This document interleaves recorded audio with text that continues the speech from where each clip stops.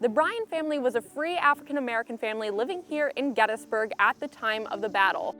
The different spellings that one sees originates from the fact that the spellings were not consistent in the historical records that we have available.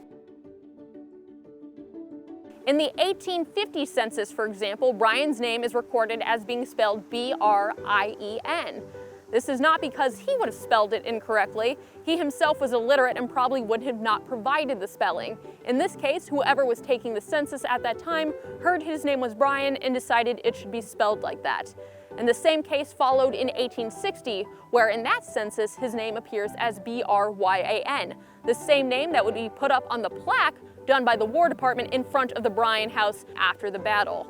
We at Gettysburg National Military Park now prefer to use the B-R-I-A-N spelling because that is the spelling physically used on his gravestone where he is buried in Lincoln Cemetery in downtown Gettysburg.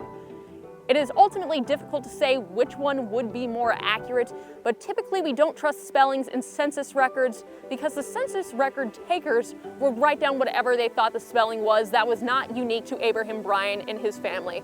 The headstone seems to probably be the most accurate spelling because it is literally chiseled in stone, so whoever did that would have wanted to get it correct. And perhaps even more importantly, the African American cemetery is overseen by African Americans, including Owen Robinson and Basil Biggs, who were other prominent African Americans living in Gettysburg at the time of the battle.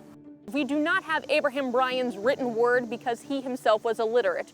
So instead we look at historical sources such as census records, the damage claims he files in the aftermath of the Battle of Gettysburg, where he appears as a bit figure and not as the full flesh and blood figure that we at Gettysburg have come to know him as.